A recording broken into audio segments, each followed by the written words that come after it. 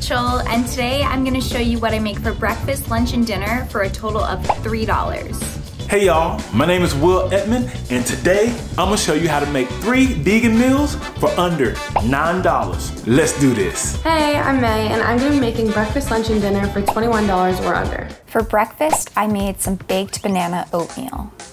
First, I added some ripe bananas to a mixing bowl and then just mashed them up until they were in a smooth consistency. Then for my dry ingredients, I added some rolled oats, salt, baking powder, cinnamon, and a little bit of nutmeg, and then mixed it up. I chose to make this recipe because bananas and oats are some of the cheapest ingredients I could think of, and they're both really healthy breakfast foods. Then I added 2 flax eggs, some maple syrup, coconut oil, and vanilla extract. Then I added in some non-dairy milk and mixed it all together until it formed this liquidy consistency. And I didn't have an 8x8 baking dish, so I just made do with these 2 loaf pans I had. And then I just baked them off at 350 for about 35 minutes. Then I decided I wanted to drizzle some sunflower seed butter on top, but buying that in the store is expensive. And since sunflower seeds are really cheap to buy in bulk, I decided to make my own. So I just blended up some sunflower seeds until they turned into a powder. And then I added in a little bit of maple syrup for some sweetness, sunflower seed oil to help smooth it out, and a pinch of salt. And then I just kept blending that for a long time, and eventually it turned into this smooth and creamy consistency.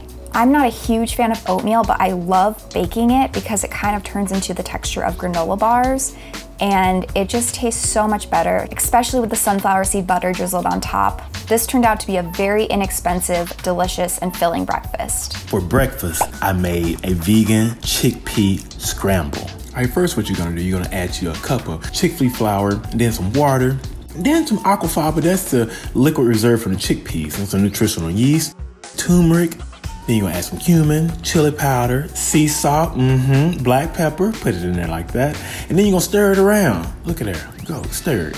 Then you're gonna put some coconut oil in your skillet, add some red onions, I love red onions, some garlic. Then you're gonna stir it around. Look at that sizzle, look at that pop. Then you're gonna add some green bell peppers and you're gonna stir it around. I love using a wooden spoon. Some Roma tomatoes, add some Roma tomatoes, then it's gonna sizzle. Then you're gonna add your chickpea flour. Look at that formation right there. And you're gonna wait every 2 minutes to stir it around because you don't want it to stick to your skillet, but then also you want it to dry out. Then you're gonna add some parsley. You can also add any other type of vegetables you want, or you can add some spicy sriracha sauce. That's gonna be really good. So for breakfast, I'm having a green smoothie bowl.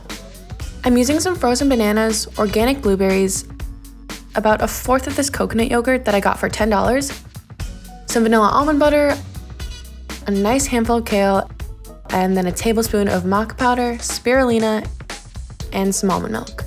I've heard so much about these superfood powders, but I've never gotten them because they're definitely not cheap and they can add up pretty quickly. But honestly, I kind of got to ball out with my ingredients for this video, which was really fun. So I topped that with some organic blueberries, hemp seeds, chia seeds, gluten-free organic granola, and some more almond butter. This bowl was honestly so good, and even though some of the ingredients were on the bougier side, making a bowl like this at home is still way cheaper than spending like $15 on a smoothie bowl at a restaurant here in LA, so I would probably say it's worth it. For lunch, I made some zucchini and lentil fritters with a vegan sour cream. So first, I grated up some zucchini, and one tip to save money on buying fresh produce is to shop at your farmer's market. And if you go towards the end of the day, a lot of the time they'll reduce the price of produce because they're just trying to get rid of it before they leave for the day. And I've gotten some really great deals that way. Then I just transferred the zucchini to a dish towel and I squeezed out all of the excess water because I don't want that extra moisture in the fritters. Then to that same bowl, I added back in the zucchini, some red lentils, diced red onion, some all-purpose flour, salt, garlic powder, smoked paprika, and cayenne. The reason I chose to make these fritters is because red lentils and all-purpose flour are both some of the cheapest ingredients that I can think of, and they really fill you up for not a lot of money. Then I just formed the batter into these cute little patties, and I fried them in a little bit of sunflower seed oil for about 4 to 5 minutes on each side until they were nice and crispy. For the vegan sour cream, I added some soft tofu, lemon juice, a little bit of a neutral oil, and some salt, and then I just blended it up until it was smooth and creamy. I normally would use cashews to make vegan sour cream, but those were too expensive for my budget, so I went with tofu instead. And for under $1 per serving, these fritters were so flavorful and delicious, and I would definitely make them again. For lunch, I made a BLT using benevolent bacon, but I added arugula instead of lettuce, so that makes it a BAT. What you're gonna do, you're gonna get you a cast iron skillet and put a little coconut oil in there and add you about, 4 to 6 pieces of the vegan bacon. And you're gonna get it crispy and brown on each side, just like that. Look at that, you see how crispy it is? And then I get some wheat bread and I add me some vegan mayo to each side of the bread because I like vegan mayo. And then add you some fresh tomatoes. See, I actually got these out of my garden. You're gonna put about 3 pieces of bacon on each side, and that adds up to about $1.50. So this is a really good, tasty lunch. And also, just think about it, if you go to a restaurant, this will cost you about $12. And who wants to spend $12? Not me, when you can make you a BAT at home. How about that? For lunch, I'm making a vegan omelet using just egg. First, I'm sauteing some fresh broccoli and peppers with a couple of field roast sausages. I wanted to make sure that these were cooked all the way through when I put them into the omelet. Then I coated my pan with some avocado oil and added about 1/3 of the container of just egg. I've never used just egg before, so there was a bit of a learning curve here, but we made it work. Then I'm adding in my veggies and sausage and topping that with Miyoko's vegan cheddar.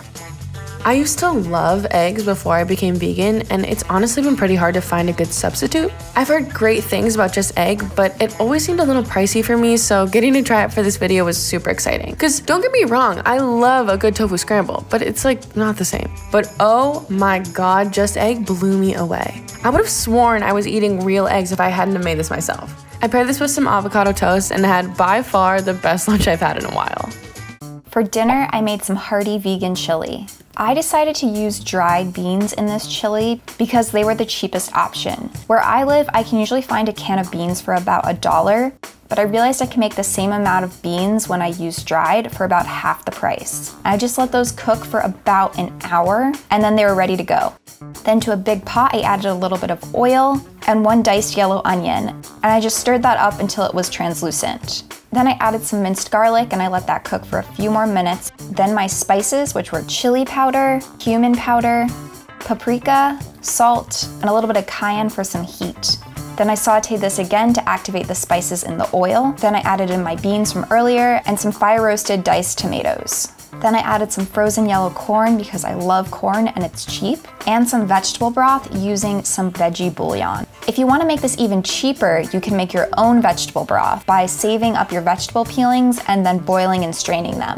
Then I brought this all to a boil, reduced it to a simmer, and let it cook for about 15 minutes. Now normally I would add some baked and seasoned tofu crumbles to this chili, but I was trying to keep it to about $1 per serving, so I decided to go with some TVP instead.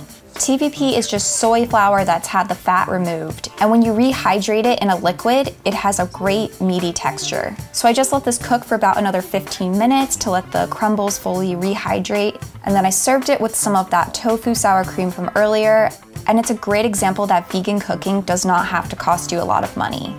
For dinner, I made my famous Nashville Hot Not Chicken Sandwich. First, you're gonna start off with some almond milk and you're gonna add some lemon juice. That's how we're gonna make our vegan buttermilk. Then you're gonna whisk it around.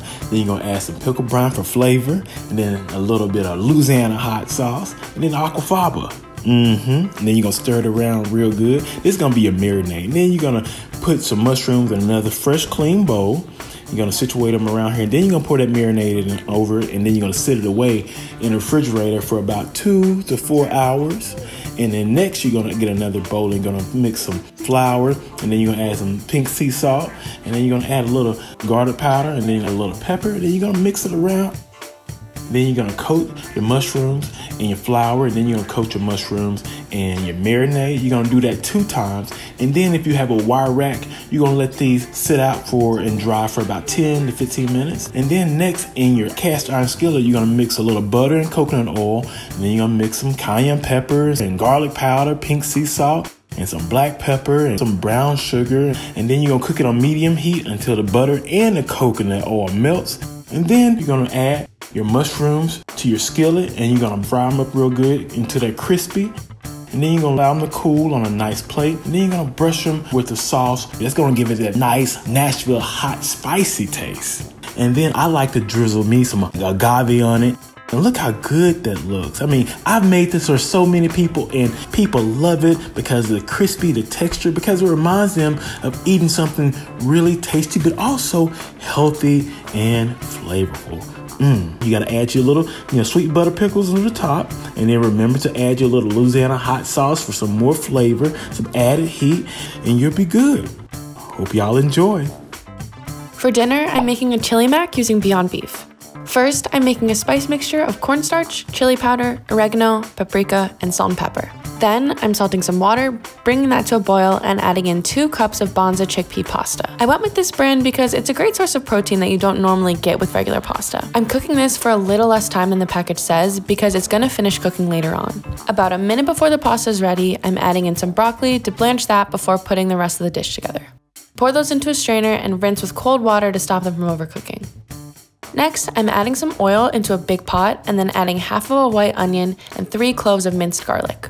Once those have had a chance to soften, I'm adding in 1 pound of Beyond ground beef. I've had Beyond burgers at restaurants before, and I love them, but I've never gotten it for myself because it's honestly pretty expensive. Cooking this stuff was crazy though. It cooks just like the real thing. It was kind of scary how legit it looked. Once it looked well cooked, I added in the cornstarch and spice mixture and 1 cup of both vegetable broth and almond milk. Then I added in the pasta and broccoli, a little more cornstarch to thicken it up, and about 1.5 cups of Miyoko's cheddar. I've tried a lot of vegan cheeses, but I found that Miyoko's in particular melts super well compared to other brands, and it was perfect for this recipe. I used to love things like this before I was vegan, and especially being a relatively new vegan, having these meat and cheese alternatives that are so close to the real thing makes the transition a lot easier. This dish turned out so well. I shared it with my roommates who aren't even vegan, and they said they would have never guessed that it wasn't real meat and cheese if I didn't tell them, so I would say this was a success. Even though some of these ingredients were pretty expensive, buying and cooking with these products is still way cheaper than going out to eat, so maybe splurging every now and then isn't such a bad thing.